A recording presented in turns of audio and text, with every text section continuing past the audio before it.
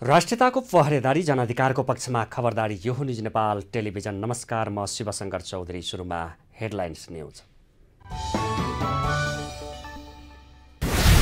60 kilo सुन तस्करी प्रकरणको मुद्दा जिल्ला अदालत काठमाडौँमा दर्ता। 29 जना विरुद्ध मुद्दा दायर।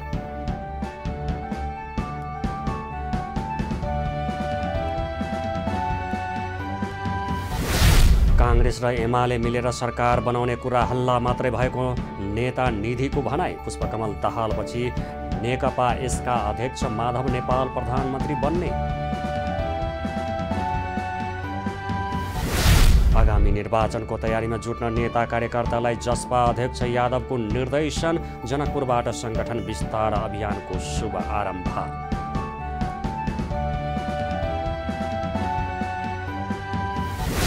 सरकारले सुन तस्करी गर्ने उद्योग नै चलाएको एमाले अध्यक्ष ओलीको आरोप। क्विन्टलका क्विन्टल सुन तस्करी गरेको दाबी।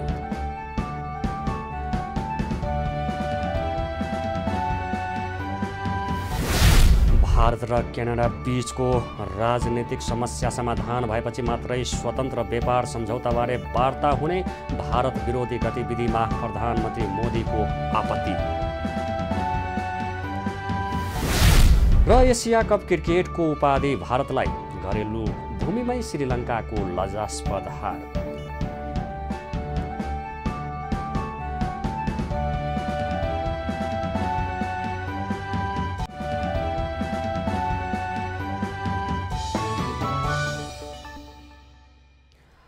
अब न्यूज विस्तारमा सुरु गरौँ। प्रधानमन्त्री दाहाल अमेरिकाको न्युयोर्क पुग्नु भएको प्रसङ्गबाट।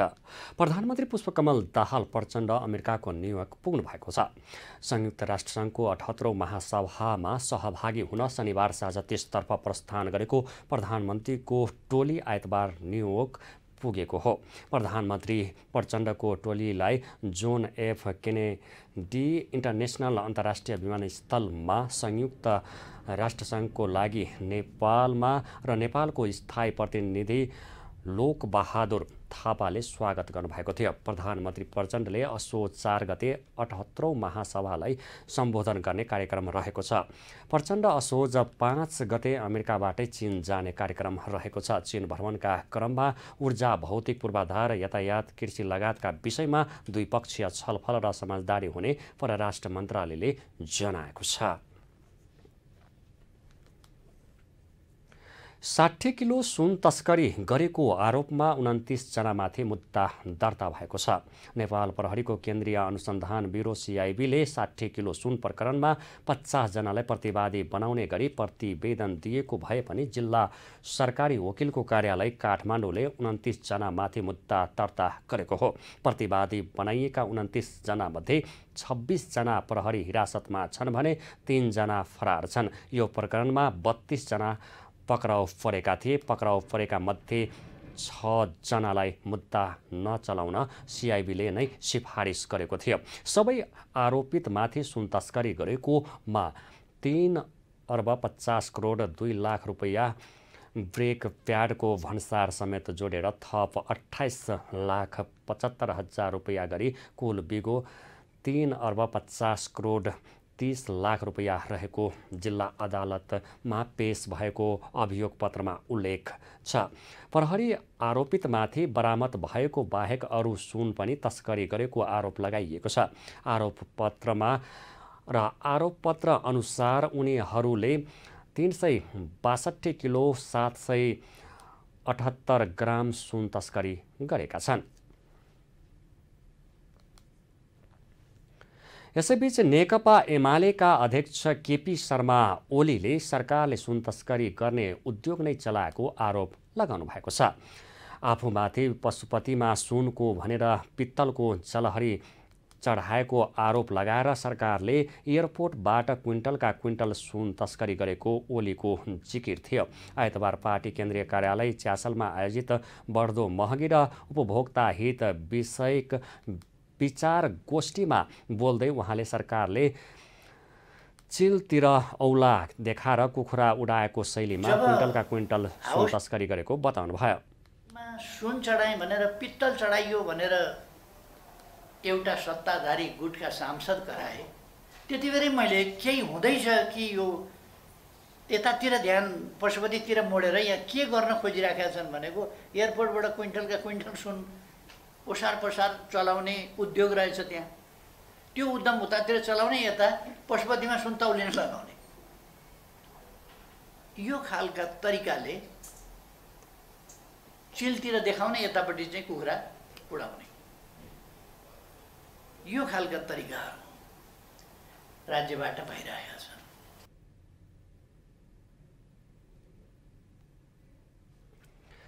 ओलीले आफ्नो पार्टीले आम उपभोक्ताको हितका लागि सरकारको पनि ध्यानाकर्षण गराउने भयो। त्यस अवसरमा उहाँले आम उपभोक्ताको हित संरक्षणका लागि गरिबी निवारणमा जोड दिनुपर्ने आवश्यकता पनि उल्ल्याउनुभयो।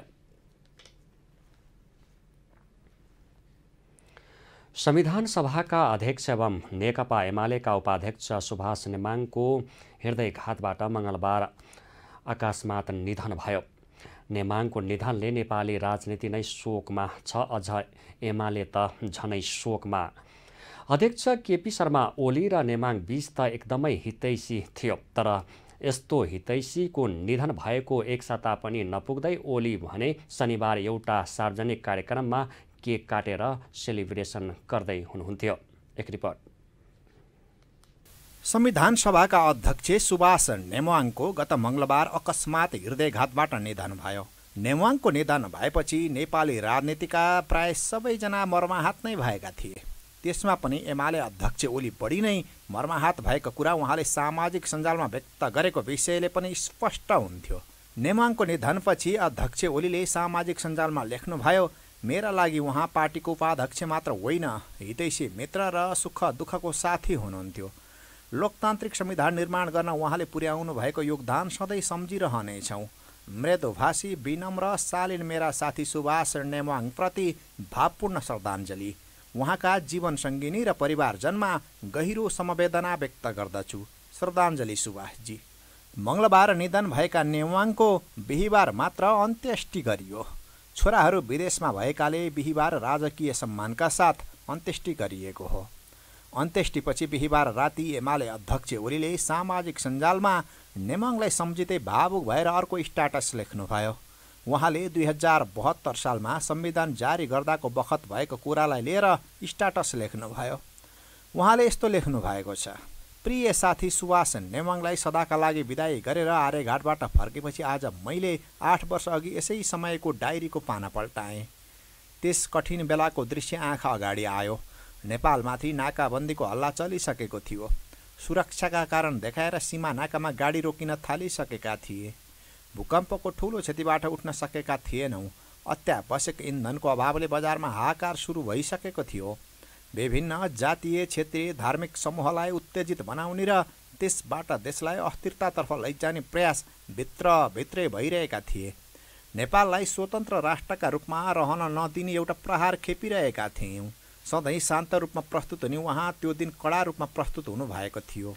दलका नेता, संविधान सभाका अध्यक्ष, प्रधानमन्त्री सबैलाई संविधान रोक्न निकै ठुलो दबाब थियो। भारतीय विदेश सचिव आएर फर्केपछि सुभाषजी तत्कालीन प्रधानमन्त्री सुशील कोइरालालाई भेटेर अलि अत्तालिँदै मलाई भेट्न आउनुभयो। उहाँले अलि हडबडाउँदै भन्नुभयो, डरलाग्दो स्थिति छ, 3 गते संविधान जारी गर्नबाट रोकियो भने संविधान मात्र होइन सबै बर्बाद हुनेछ। यस्तो भयो भने त देश नै सकिन्छ। उहाँ असोज 3 गते संविधान जारी गर्न संसदमा आइदिन निम्तो लिएर राष्ट्रपति रामवरण यादव कहाँ जाँदा राष्ट्रपतिले आउने नआउने केही भन्नु भएनछ। नआउन पनि सक्ने देखेँ, के गर्ने होला। सुभाषजी संविधान जारी नहुने चिन्ताले उत्तेजित हुनुभएको रहेछ। उहाँलाई मैले तपाईँ 3 गतेको तयारी गर्नुहोस्, जे हुन्छ त्यही दिन गरौँला भने। हुन पनि संविधान जारी भएपछि नाकाबन्दी भयो। हामीले नाकाबन्दीको त्यो अप्ठ्यारो पार गरेको झलझली सम्झिरहेको छु सुभाषजी। यसबाट पनि के स्पष्ट हुन्छ भने ओली नेमाङको निधनबाट अलि बढी नै मर्माहत हुनुहुन्छ। तर शनिबारसम्म आइपुग्दा नेमाङप्रति व्यक्त विचारमा तारतम्य नमिलेको बुझ्न सकिन्थ्यो। नेमाङको निधन भएपछि नेपाली काङ्ग्रेसले बिपी साहित्य महोत्सवको कार्यक्रम नै स्थगित गरेको थियो। तर शनिबार बासङ्ग विद्यार्थी कार्यक्रममा सहभागी भएर एमाले अध्यक्ष केपी ओलीले केक काटेर सेलिब्रेसन गरेको दृश्य भने अलि नमजाक थियो। ओली नेता मात्र होइन, देशको पटक पटक प्रधानमन्त्री भएको नेता। एमालेको त अभिभावक हो नि। आफ्नै पार्टीको उपाध्यक्षको निधन भएको 4 दिनमै यसरी सार्वजनिक कार्यक्रममा सहभागी भएर केक नकाटेको भए हुन्थ्यो। काङ्ग्रेसले त बिपी महोत्सवको कार्यक्रम स्थगित गर्दा ओलीको यो अलि हतारो होइन र? आगामी दिनमा यस्ता कार्यक्रम गर्दा ख्याल गर्दा कसो होला? दासँग विद्यार्थी कार्यक्रम 1 महिनापछि गरेको भए पनि हुन्थ्यो नि, होइन र? हरितालिका तीजको अघिल्लो दिन आइतबार दर खाएर मनाइँदैछ। दर खाने दिन परिवार, इष्टमित्र र छिमेकी भेला भएर विभिन्न मिठा परिकार खाँदै रमाइलो गर्ने चलन रहेको छ। दर खाएको भोलिपल्ट तीजको दिन निराहार व्रत बस्ने चलन भएकाले त्यसको आडका लागि अघिल्लो साँझ पौष्टिक तत्त्व भएको खानेकुरा खाने चलन रहेको छ। हरितालिका तीजको अघिल्लो दिन दर खाने परम्परा रहे पनि राजधानी काठमाडौँ लगायतका सहरी क्षेत्रमा 1 महिना अघिदेखि नै दर खाने र खुवाउने चलन चलेको छ।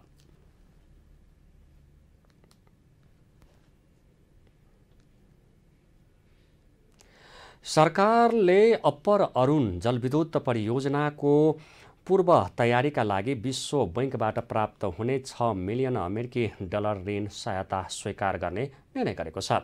मन्त्री परिषदको गत शुक्रबार बसेको बैठकले अप्पर अरुण जलविद्युत परियोजनाको पूर्व तयारीका लागि विश्व बैंकबाट प्राप्त हुने 6 मिलियन अमेरिकी डलर सहुलियतपूर्ण ऋण सहायता स्वीकार गर्ने निर्णय गरेको हो। बैठकले कर प्रणाली सुधारका लागि राईसहितको सुझाव पेश गर्न विद्याधर मल्लिकको अध्यक्षतामा 5 सदस्यीय कर प्रणाली सुधार सम्बन्धी उच्चस्तरीय सुझाव समिति गठन गर्ने पनि निर्णय गरेको छ।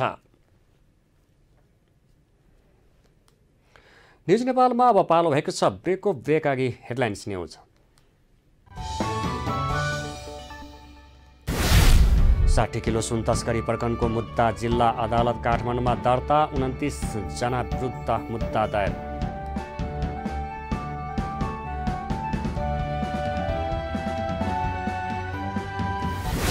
काङ्ग्रेस र एमाले मिलेर सरकार बनाउने कुरा हल्ला मात्रै भएको नेता निधिको भनाई। पुष्पकमल दाहालपछि नेकपा यसका अध्यक्ष माधव नेपाल प्रधानमन्त्री बन्ने।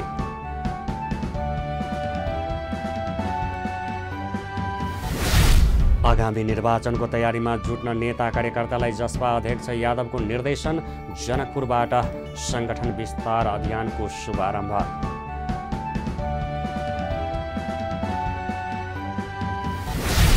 सरकारले सुन तस्करी गर्ने उद्योग नै चलाएको एमाले अध्यक्ष ओलीको आरोप। क्विन्टलका क्विन्टल सुन तस्करी गरेको दाबी।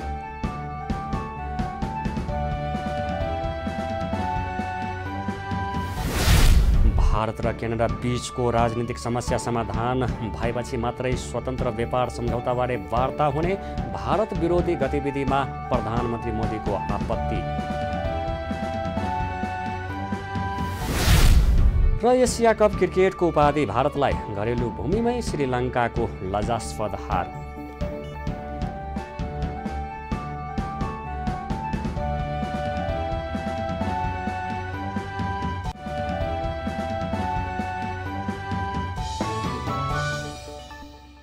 ब्रेकपछि पुनः स्वागत छ न्युज नेपालमा। अब बाँकी न्युज। नेपाली काङ्ग्रेसका नेता एवं सांसद विमलेन्द्र निधिले संसद र सरकार दुवैमा राजनीतिक स्थिरता हुनुपर्ने बताउनु भएको छ। आइतबार नेपाल प्रेस युनियनले जनकपुरमा आयोजना गरेको पत्रकार सम्मेलनमा उहाँले देश विकासका लागि राजनीतिक स्थिरता आवश्यक रहेको बताउनु भयो। निधि देशमा कुनै एक पार्टीको पनि बहुमत नभएकाले गठबन्धन बनाउनु परेको उल्लेख गर्दै सरकारले स्थिर रूपमा काम गर्न आवश्यक रहेकोमा जोड दिनुभयो। नेपाल में राजनीतिक स्थिरता के बारे में अध्ययन करने के लिए आधार बना पड़ते जे संसद पूर्ण अवधि तक रहे छै कि नहीं रहे। हम सब चाहे छे जे संसद के निर्वाचन जे भ गेलै आब तकरा 2084 से पहले इफेक्ट न होय। 2084 में आम चुनाव तकरा कहबै राजनीतिक स्थिरता।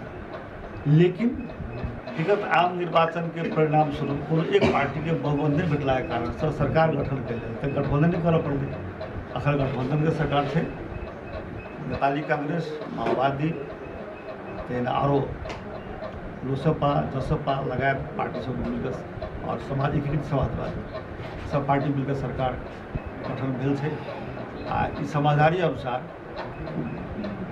सब बार बार कह चुकल थे। जो पहिलका चरण में प्रचंड रहता, दोसर चरण में माधव जी, तेसर चरण में अंतिम चरण में शेरबहादुर जी। नेता निधिले हाल सरकारको नेतृत्व गरिरहनु भएको प्रधानमन्त्री पुष्पकमल दाहालपछि नेकपा यसका अध्यक्ष माधव कुमार नेपाल र त्यसपछि काङ्ग्रेस सभापति शेरबहादुर देउवाले सरकारको नेतृत्व गर्ने पूर्व सहमतिमा गठबन्धन दल रहेको उल्लेख गर्नुभयो।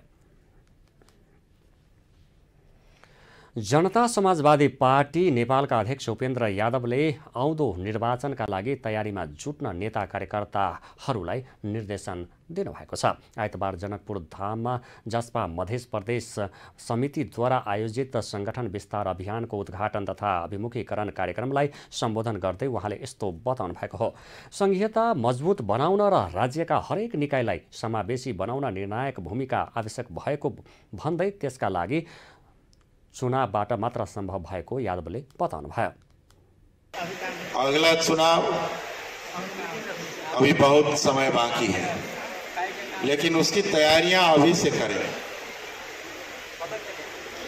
गांव-गांव जाएं, महिला संगठन, युवा संगठन, विद्यार्थी संगठन, मजदूर संगठन, पार्टी संगठन प्रशिक्षण और उसकी क्रियाशीलता को निरंतरता दें और हर गांव, हर टोल में संगठन पहुंचाना, अपनी पार्टी की बातों को पहुंचाना। इसलिए यह अभियान इससे पहले प्रदेश 1 में शुरू हुआ है। अब यहाँ इसके बाद और भी प्रदेश में क्रमशः यह शुरू हो जाएगी। त्यस्तै जसपा नेता तथा मध्य प्रदेशका मुख्यमन्त्री सरोज कुमार यादवले संघीयता विरोधी तत्त्वहरूले सलबलाइरहेको जिकिर गर्नुहुँदै त्यसतर्फ सबैलाई सचेत हुन आग्रह गर्नुभयो। अगर जिला में भी बैठक होता है, जिला कार्य समिति का ही बैठक हो या विस्तारित बैठक हो, तो 1-2 रोज पहले हमको भी जानकारी कीजिएगा। हमको भी बुलाना चाहते हैं तो हम प्रत्येक जिला में आपके संगठन बनाने में सहयोग करेंगे। और भी कोई आवश्यकता पड़े प्रदेश सरकार से तो हम लगभग सब पूरा भी करेंगे, ये भी प्रतिबद्धता करते हुए। मनमनमा जसपा, घर घरमा जसपा नाराका साथ थालिएको संगठन विस्तार अभियानलाई गाउँ-गाउँ र टोल-टोलसम्म पुर्याउनु पर्नेमा जसपाका नेताहरूले जोड दिएका थिए। नेकपा माओवादी केन्द्रका उपमहासचिव वर्षमान पुनले विपक्षले माओवादीले गरेको सकारात्मक कामको समेत गलत प्रचार गरेको आरोप लगाउनु भएको छ। आइतबार काठमाडौँमा आयोजित अखिल नेपाल यातायात मजदुर सङ्घ उपत्यका ट्याक्सी विशेष समितिको 4थो सम्मेलनमा यस्तो बताउनु भएको हो। उहाँले विपक्षीले राम्रा कामलाई गलत अर्थ लगाएर सानो कुरालाई पनि समस्याको रूपमा खडा गर्ने गरेको आरोप लगाउनु भयो। हामी चाहिँ जनसेवाका कामहरू लगायतका जनतासँग जाने कार्यक्रमहरू बनाएका छौँ। यो कार्यक्रम मार्फत देशैभरि अहिले 6743 वडाहरूमै पुग्ने गरी केन्द्रीय सदस्यहरूलाई पठाएको छ। कार्यक्रम राम्रो छ, उत्साहजनक रूपले भइरहेको धेरैतिरबाट रिपोर्ट छ। काठमाडौँको कतिपय वडाहरूमा हाम्रो सङ्गठन त्यति चलायमान छैन, त्यसैले त्यसलाई सङ्गठन चलायमान बनाउनु पर्नेछ। त्यसमा यहाँहरू जो जहाँ हुनुहुन्छ आफ्नो वडाको पार्टीसँग, आफ्नो वडाका साथीहरूसँग पनि जोडिएर त्यहाँ चाहिँ घर घरमा पुग्ने, माओवादीको विचार राजनीति पुर्याउने, सरकारले गरिरहेका अहिले राम्रा कामहरू पुर्याउनेमा तपाईहरु लाग्नुहुनेछ। यो मेरो निर्देशन पनि भयो, मेरो सुझाव पनि भयो। अध्यक्ष प्रचण्डले आफैले भ्रष्टाचार विरुद्ध कदम चाल्दै पनि उनीहरूमाथि र उनीमाथि नै दोष लगाउने काम भएको आरोप लगाएका उहाँले यस्तो भ्रमपूर्ण कुराहरूबाट सचेत रहनुपर्ने र आफूहरू यस्ता भ्रमपूर्ण कुराले नडराउने बताउनुभयो। 3 महिनाभन्दा लामो समयदेखि निरन्तर ध्यानाकर्षण गराउँदा पनि सरकारले न्याय नदिएको भन्दै मृतक आरती शाहको परिवारले आक्रोश पोखेका छन्। शाहको न्यायका लागि माइती घरमा 3 महिनादेखि धरनामा बसेका उनका परिवारले राज्यले नागरिकलाई कानुनी शासनको प्रत्याभूति दिलाउनु पर्नेमा राज्य शासनबाटै न्याय माग्ने क्रममा आफूहरूलाई पीडा दिएको दुखेसो गरेको थियो। सरकारले आफ्ना जायज मुद्दा व्यवस्था गरेको भन्दै आरतीको माइती पक्षले आम नागरिकलाई न्यायको लागि आवाज उठाउन अपिल गरेका छन्। राम्ररी नेपाली बोल्न नजाने पनि मृतक आरतीकी बहिनी मनिषा शाहले आफूहरू न्याय माग्न जाँदा प्रहरी प्रशासनले दुःख दिएको र बयान फेर्न दबाब दिएको आरोप लगाउनु भयो। प्रहरीको घटनापछि बयान लिन बोलाउँदा प्रहरी उपरीक्षक विश्वराज खड्का र प्रहरी नायब उपरीक्षक प्रकाश गौतमले आफूहरूलाई कुटेको उहाँको आरोप छ। हत्या फाइल चाहिँ जिल्ला सरकारी वकिलमा पुगिसकेको रहेछ। त्यही पनि हामीलाई बोलाएको छ, बयान लिनको बहानामा बोलाउनु भएको रहेछ हामीहरूलाई त्यहाँ। तर यिनीहरूको बोलाउनुको बहानामा चाहिँ हामीलाई त्यहाँ उल्टै कुटपिट गरेको रहेछ। उनीहरूले चाहिँ 11 बजी हामीलाई कला जिल्ला प्रहरीबाट आउनुहोस् हजुरको छोरीको बयान लिन छ। हामीले भने अनुसन्धान राम्रो हुन्छ भनेर चाहिँ बयान दिए अपराधीहरू पक्राउँछ भनेर हामी त्यहाँ जिल्ला प्रहरी, तर त्यहाँ पुगेपछि चाहिँ मेरो मम्मीको चाहिँ बयान लियो सुरुमा। तर मेरो मम्मीको बयान लिइसकेपछि साइन गर्ने क्रममा चाहिँ मेरो मम्मीलाई नेपाली बोल्न र पढ्न आउँदैन। मेरो भाइ सन्तोष शाहले पढ्छ अनि बल्ल म साइन गर्छु मेरो मम्मीले त्यहाँ भन्नुभयो। तर त्यहाँ भनेपछि चाहिँ मेरो मामाले पढ्न क्रममा चाहिँ त्यहाँ मेरो मम्मीले भनेको र त्यहाँ लेखेको कुरामा फरक पाएपछि हामी त्यहाँ साइन गर्न मानेनौँ। मृतक आरती शाहको आमा, भाइ, बहिनी र बुबा असार 1 गतेबाट छोरीको न्यायको लागि भन्दै माइती घरमा धरनामा छन्। गत असार 1 गतेबाट उनीहरूले दाइजोको न्युमा कुटपिट गरी शाहको हत्या गरिएको र पीडक पक्षलाई प्रशासनको समेत संरक्षण रहेको शाह परिवारको आरोप छ। उनीहरूले यस विषयमा गृह मन्त्रालय, मधेसी आयोग, मानव अधिकार आयोग लगायतका सम्बन्धित निकायमा ज्ञापन पत्र बुझाइसकेका छन्। न्युज नेपालमा अब पालो भएको छ बिजनेस न्युजको।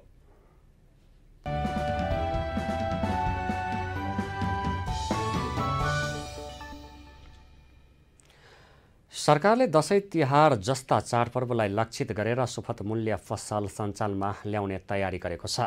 उद्योग वाणिज्य तथा आपूर्ति मन्त्रालयका सचिव मधु कुमार मरासनीले 2-4 दिनभित्रै चाडपर्वलाई लक्षित गरेर सो पसल सञ्चालनमा ल्याउन लागि बताउनु भएको हो। आइतबार प्रतिनिधि सभा अन्तर्गतको उद्योग तथा वाणिज्य र श्रम तथा उपभोक्ता हित समितिको बैठकमा सांसदहरूले उठाइएका प्रश्नको जवाब दिने क्रममा उहाँले मूल्य वृद्धिका मारमा परेका उपभोक्तालाई राहत पनि हुने भएकाले सो पसल खोल्ने निर्णय भइसकेको जानकारी समेत दिनुभयो। असोज 1 गतेदेखि नै सो पसल सञ्चालनमा ल्याउने निर्णय भए पनि आयात सम्बन्धी अन्य विषयका कारण केही ढिलाइ हुन जाने देखिएको पनि सचिव मरासनीले बताउनु भयो। विषय उठेको थियो यो सहुलियत मूल्य पसलहरू कहिलेदेखि सुरु हुन्छ भने हामी अब केही दिन 2-4 दिनभित्रै हामी गर्छौँ। असो 1 गतेदेखि नै गर्ने भनेका छौँ। तर यहाँ यही विभागीय चेन्ज फेजमा अलिकति भएको छ। तर यसमा चाहिँ हाम्रो डिसिजन भइसकेको छ।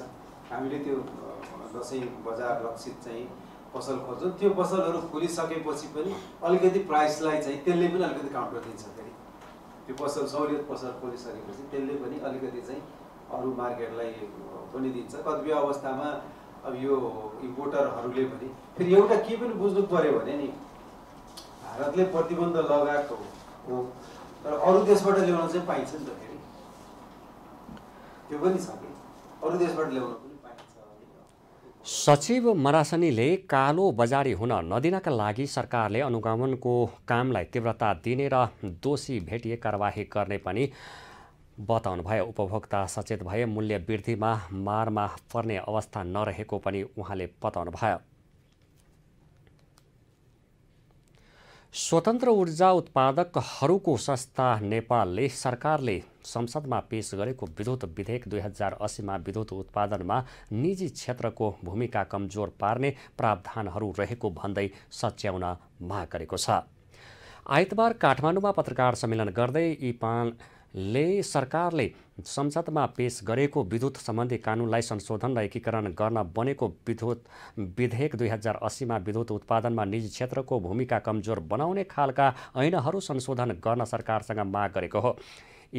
इपानले सरकारले संसदमा पेश गरेको विद्युत विधेयक 2080मा विद्युत उत्पादनमा निजी क्षेत्रको भूमिका कमजोर पार्ने खालका प्रावधानहरू रहेको आरोप लगाएको छ।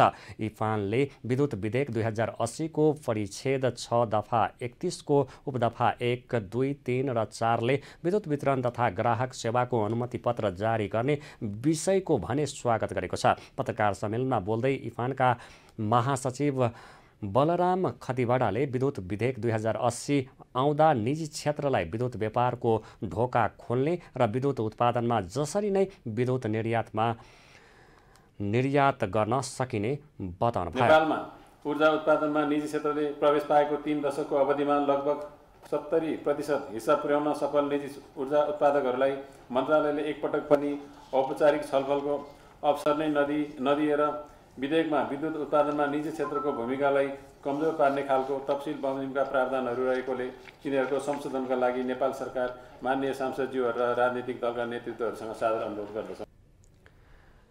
इपानका अध्यक्ष गणेश कार्कीले विद्युत प्राधिकरणको अहिलेकै जनशक्तिले धेरै विद्युत आयोजनाहरूको अध्ययन र डिजाइन गरेर समयमा जलविद्युत आयोजनाको पहिचान तथा विकास गर्न नसकिने बताउनुभयो। उहाँले निजी क्षेत्र आफैले आयोजनाहरूको पहिचान गरी निर्माण गर्दा कति रकमसम्म बनाउन सकिन्छ भने यकिन गर्न सकिने भएकाले विद्युत र जलविद्युत आयोजनाहरूको निजी क्षेत्र आफैले पहिचान गरी विकास गर्न पाउने व्यवस्थाको माग गरिएको बताउनुभयो।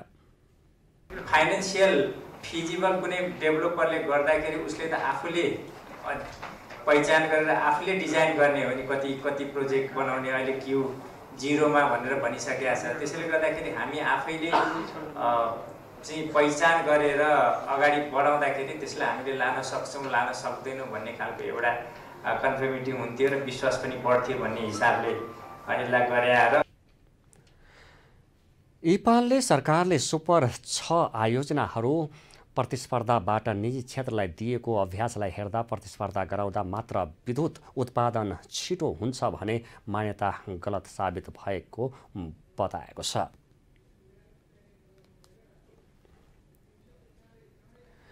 प्रतिनिधि सभा सदस्य गोकुल बास्कोटाले अवैध नाकाहरूबाट कारोबार भएकाले देशको राजस्वमा चुहावट आएको बताउनु भएको छ। आइतबार प्रतिनिधि सभा अन्तर्गतको सार्वजनिक लेखा समितिको बैठकमा बोल्दै प्रतिनिधि सभा सदस्य बास्कोटाले अवैध नाकाहरूबाट कारोबार भइरहेकाले देशको राजस्वमा चुहावट आएको बताउनु भएको हो। उहाँले वैध नाकाहरूबाट कारोबार कम भइरहेको बताउनुभयो। सानातिना नाकाहरूबाट माल सामान व्यापक रूपमा आइरहेको र तस्करी मौलाइरहेको उहाँले बताउनुभयो। कुनै ठाउँबाट त्यसलाई रोक्ने कुरा भएको छ। के प्रतिवेदन अब वातावरणीय अध्ययन प्रतिवेदन ऐसा तैसा केही काम छैन। ती सबै कागजी कुरा छन्।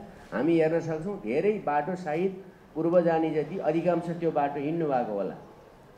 यो मध्य प्रदेशदेखि अगाडि जानेहरूले हेर्नु भएको होला। त्यहाँ कसका खानी छन्, कुन शक्ति केन्द्रका आधारमा चलिरहेका छन्, तिनले ट्याक्स तिरेका छन्, तिनले प्रदूषण गरेका छन्। यो खालको एउटा स्थिति देखिन्छ। अर्को राजस्वमा पनि चुहावट छ किनभने अहिले वैध नाकाहरूबाट कारोबार कम भएको छ र सानातिना नाकाहरूबाट छोटी भन्सारहरूबाट व्यापक रूपमा चिज माल वस्तुहरू चाहिँ आएका छन् जसले तस्करी मौलाको छ, राजस्व कमजोर बनेको छ, उठ्तीमा असर परेको छ। यो खालको एउटा कुरा पनि हुनुपर्ने देखिन्छ र जमिनको प्रश्न चाहिँ एकदमै जटिल छ र त्यसलाई मिलाउनु पर्ने नै हुन्छ।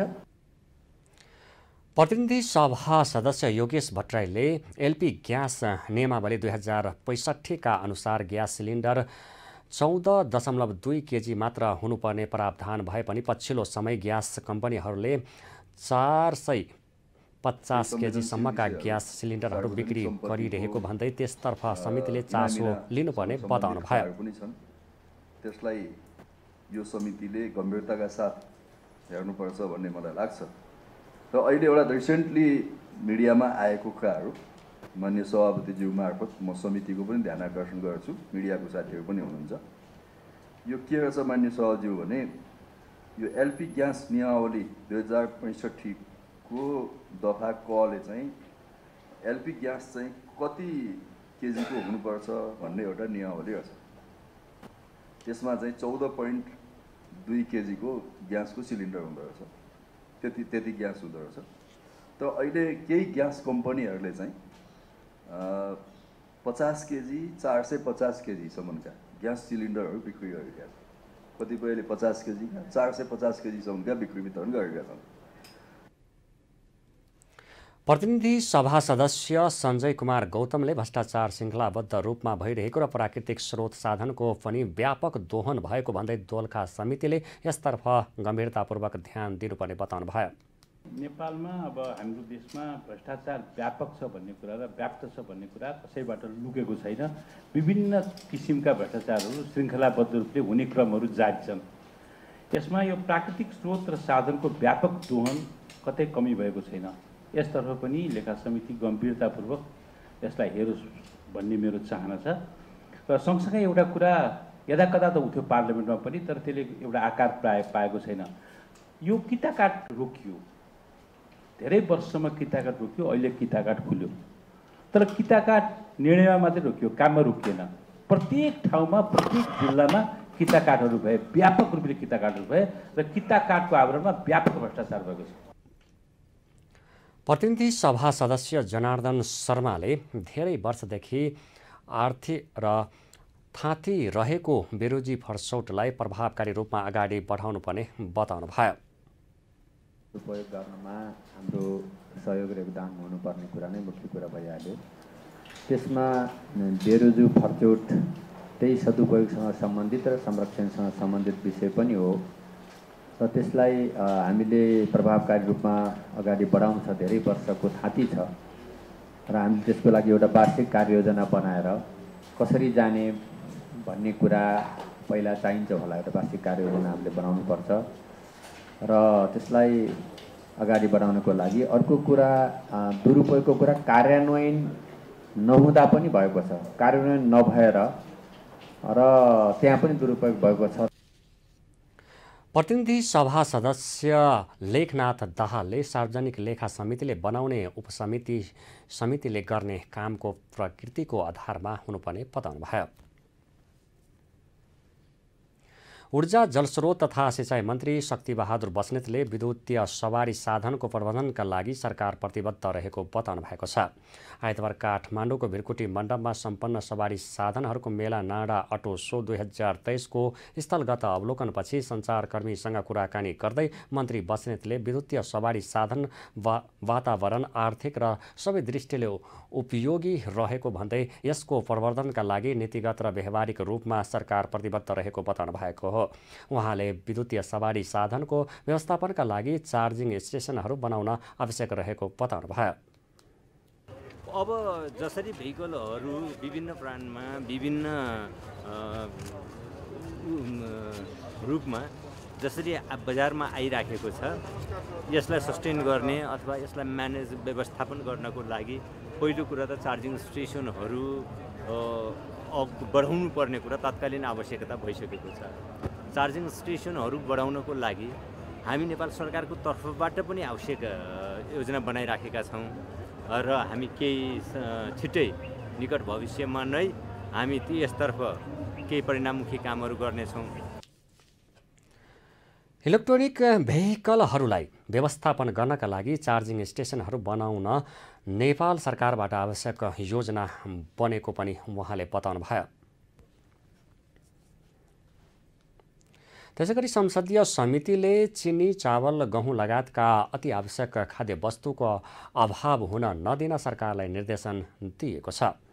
संघीय संसद प्रतिनिधि सभा अन्तर्गतको उद्योग तथा वाणिज्य र श्रम तथा उपभोक्ता हित समितिको आइतबार सिंहदरबारमा बसेको बैठकले दशैं तिहार जस्ता चाडपर्वलाई ध्यानमा राखेर अति आवश्यक खाद्य वस्तुहरूको अभाव हुन नदिन सरकारलाई निर्देशन दिएको हो। त्यसैगरी बैठकले अति आवश्यकीय खाद्य वस्तुहरूको बिक्री वितरण सुलभ मूल्यका र सुलभ मूल्यमा गर्न पनि सरकारलाई सचेत गराएको समितिका सभापति अब्दुल खानले बताउनुभयो। समितिले बजारको माग अनुसार मूल्य अभिवृद्धि करमा पुरै छुट हुने गरी अति आवश्यकीय खाद्य वस्तुको आयात गर्ने उद्योग वाणिज्य तथा आपूर्ति मन्त्रालयको माग सम्बोधन हुने गरी तत्काल समिति र सहमति दिन पनि अर्थ मन्त्रालयको ध्यानाकर्षण गराएको छ।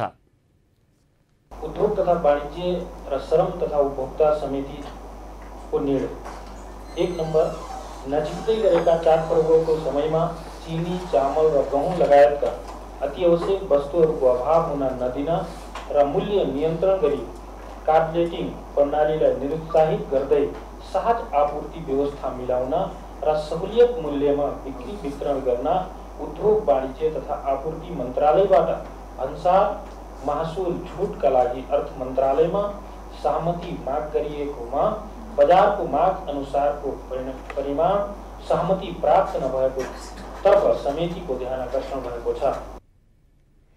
त्यसैगरी समितिले दशैं तिहार छठ जस्ता चाडपर्वलाई लक्षित गरेर बजार अनुगमनका लागि सभापति खानको नेतृत्वको 4 सदस्यीय समिति पनि बनाउने भएको छ। उपभोक्ताहरूलाई चाडपर्वको बेला खाद्य वस्तुको अभाव हुन नदिन र काला बजारी नियन्त्रण गर्न पनि सो समिति बनाउने निर्णय गरिएको उद्योग वाणिज्य तथा श्रम तथा उपभोक्ता हित समितिका सदस्य रमा कोइराला पौड्यालले बताउनुभयो। तर हामी 5 वर्षको लागि आएका हौं। यो 5 वर्षमा आज आयौं भोलि नआउन पनि सक्छौं। त्यसैले हाम्रो पालामा हामीले गर्नुपर्ने काम जनतालाई सुविधा दिने हो। त्यो सुविधा दिनेपट्टि हामी लाग्नुपर्छ र सबैभन्दा मलाई अहिले लागेको चाहिँ उद्योग बन्द, त्यही उद्योगको ब्रान्डमा चाहिँ चिनी बजारमा आउनु भनेको चाहिँ राज्यलाई दिएको सबैभन्दा ठुलो धोका हो। कोइरालाले सरकारले चाडबाडका बेला नागरिकलाई सुलभ मूल्य वस्तुहरूको आवश्यक व्यवस्था मिलाउन भन्सार छुट गर्नुपर्ने बताउनु भएको थियो। न्युज नेपालमा अब पालो भएको छ इन्टरनेसनल न्युजको।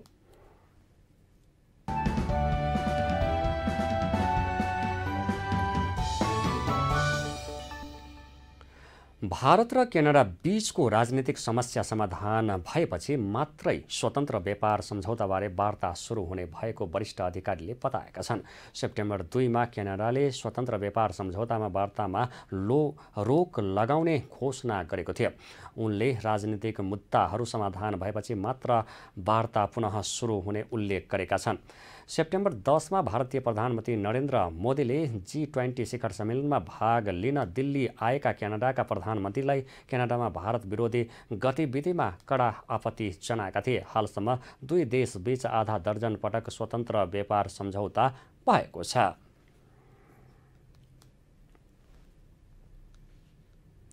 न्युज नेपालमा अब पालो भएको छ स्पोर्ट्स न्युजको सहकर्मी राजेश शर्माको साथमा।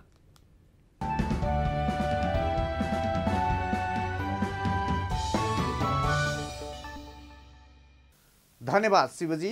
दर्शकबिन अब लागौं आजका खेलकुद गतिविधितर्फ। एसिया कप क्रिकेट प्रतियोगिताको उपाधि भारतले जितेको छ। सह-आयोजक श्रीलङ्कालाई उसैको मैदानमा लज्जास्पद 10 विकेटले हार चखाउँदै भारतले एसिया कप क्रिकेटको उपाधि उचालेको हो। टस जितेर पहिले ब्याटिङमा उत्रेको श्रीलङ्का 16औं ओभरमा अल आउट हुँदै 50 रनमा समेटिएको थियो। त्यसपछि 50 ओभरमा 51 रन बनाउने चुनौतीसहित जवाफी ब्याटिङमा उत्रेको भारतले केवल 6 ओभर खेल्दै लक्ष्य भेटाए। भारतलाई जिताउने क्रममा बलिङतर्फ मोहम्मद सिराजले 6 विकेट सहित नायक साबित भए। त्यसपछि हार्दिक पाण्डेले 3 विकेट लिए। ब्याटिङतर्फ भारतका लागि ओपनरहरू ईशान किशन र शुभम गिलले मात्रै क्रिजमा उत्रनु पर्यो। भारतका लागि ओपनर ईशान किशनले 18 बलमा 23 रन र शुभम गिलले 19 बलमा 27 रन बनाए। नेपाल बालकुमारी केकुसिन कराते संघको दोस्रो साधारण सभाले श्याम महर्जनको नेतृत्वमा नयाँ कार्यसमिति चयन गरेको छ।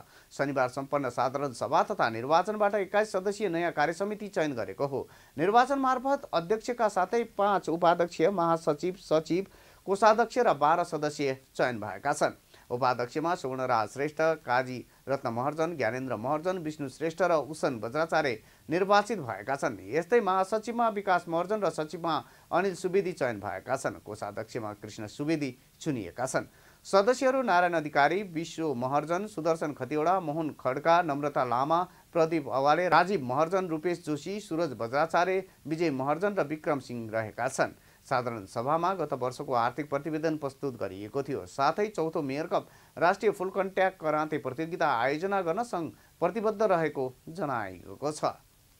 नेपाली क्रिकेट टोलीका कप्तान रोहित कुमार पौडेलले आगामी 19औं एसियाली गेम्समा सुखद नतिजा ल्याउने लक्ष्य रहेको बताएका छन्। आगामी सेप्टेम्बर 23 देखि चीनको हाङझाओ शहरमा 19औं एसियाली गेम्सको औपचारिक सुरुवात हुँदैछ। एसियन गेम्समा पुरुष क्रिकेटको प्रतिस्पर्धा असोज 10 गतेदेखि हाङझाओको पिङपेङ क्याम्पस क्रिकेट मैदानमा हुँदैछ।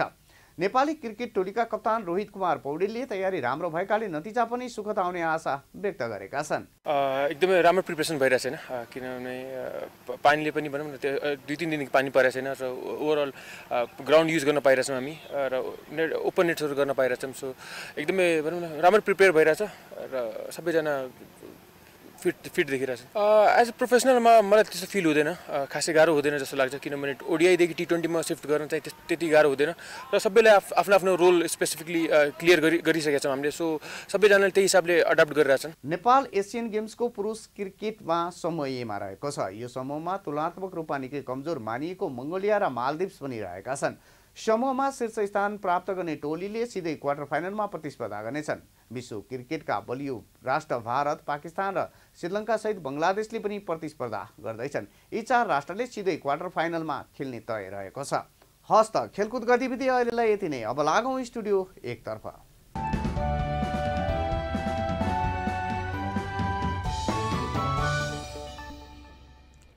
धन्यवाद राजेशजी।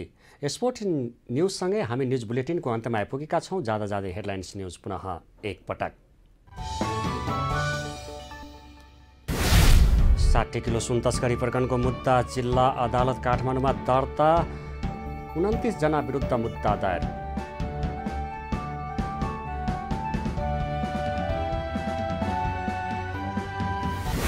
काङ्ग्रेस र एमाले मिलेर सरकार बनाउने कुरा हल्ला मात्रै भएको नेता निधिको भनाई। पुष्पकमल दाहालपछि नेकपा यसका अध्यक्ष माधव नेपाल प्रधानमन्त्री बन्ने।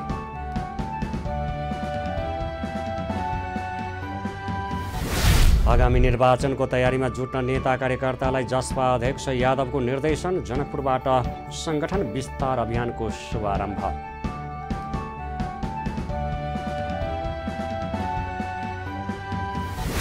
सरकारले सुन तस्करी गर्ने उद्योग नै चलाएको एमाले अध्यक्ष ओलीको आरोप। क्विन्टलका क्विन्टल सुन तस्करी गरेको दाबी।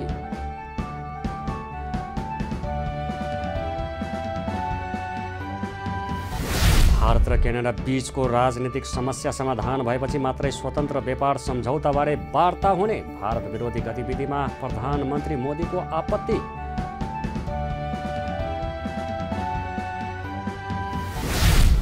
र एसिया कप क्रिकेटको उपाधि भारतलाई घरेलु भूमिमै श्रीलङ्काको लजास्पद हार।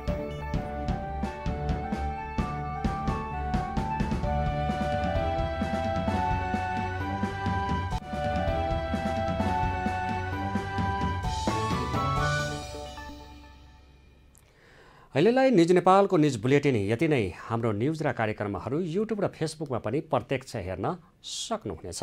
राष्ट्रियताको पहरेदारी, जनअधिकारको पक्षमा खबरदारी हेर्दै रहनुहोला न्युज नेपाल टेलिभिजन। नमस्कार।